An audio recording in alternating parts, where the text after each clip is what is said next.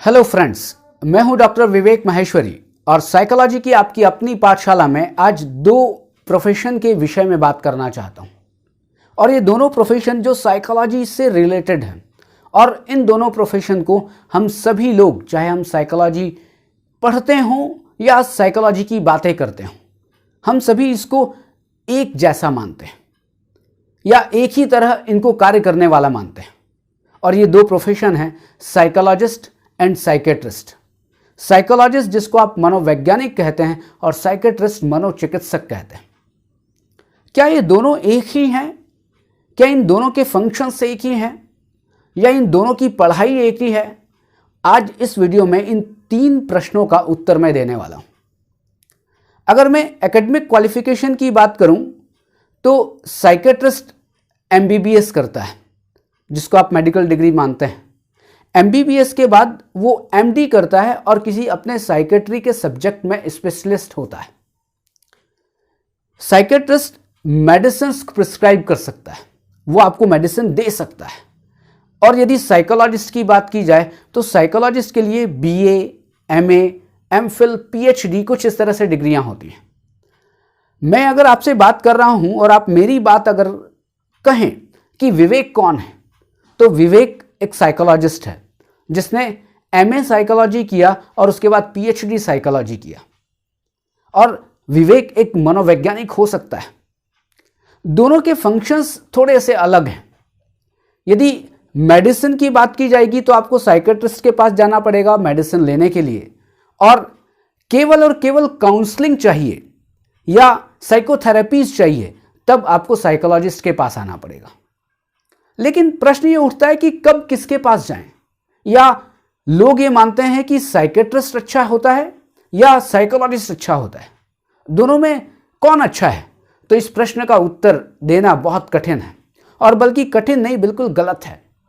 क्योंकि साइकेट्रिस्ट अपनी फील्ड का एक्सपर्ट है और साइकोलॉजिस्ट अपनी फील्ड का एक्सपर्ट है। जब साइकोलॉजिकल टेस्टिंग की बात आती है, आप इंटेलिजेंस टेस्ट करवा रहे हों या अपने मेंटल स्टेट का टेस्ट करवा रहे हो, उसमें आपको साइकोलॉजिस्ट के पास जाना चाहिए।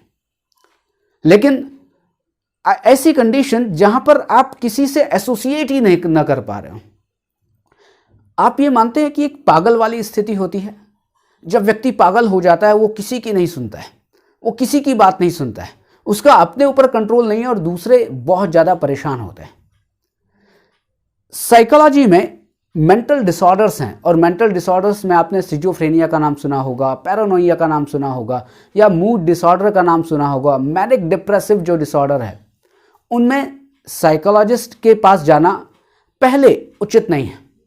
और वो इसलिए कि ये जो बीमारियां हैं जो मैंने अभी नाम कही हैं, वो सब में पहले आपको मेडिसिन लेने की जरूरत है। मेडिसिन लेने के बाद आप जब थोड़े काम डाउन हो जाएं तब आप किसी साइकोलॉजिस्ट के पास जाएं। और केवल आपको डर लग रहा है, आप अपनी रिलेशनशिप को अच्छा बनाना चाहते हैं, आप अपने सेल्फ कॉन्फिडेंस को इंप्रूव करना चाहते हैं, आपको फोबिया है या कोई ऐसी सोशल कोई स्टिग्मा है, कुछ ऐसी सिचुएशन में आप गुजर रहे हैं कि आप बहुत ज़्यादा उदास हैं, तब आप साइकोलॉजिस्ट के पास जाएं और वो साइकोथेरेपी से और काउंसलिंग से वो आपका ट्रीटमेंट कर सकता है। ऐसा नहीं है कि साइकोथेरेपी और काउंसलिंग उस साइकेट्रिस्ट को नहीं आती है, लेकिन दोनों के थोड़े फंक्शंस अलग हैं। जहां पर साइकेट्रिस्ट मेडिसिन को देता है, वो काउंसलिंग और साइकोथेरेपी कर सकता है, लेकिन बहुत अच्छा एक्सपर्ट काउंसलिंग में और साइकोथेरेपी में एक साइकोलॉजिस्ट होता है। लेकिन अभी बहुत सारे साइकेट्रिस्ट भी हैं जो बहुत अच्छी साइकोथेरेपी कर सकते हैं, बहुत अच्छी काउंसलिंग कर सकते हैं।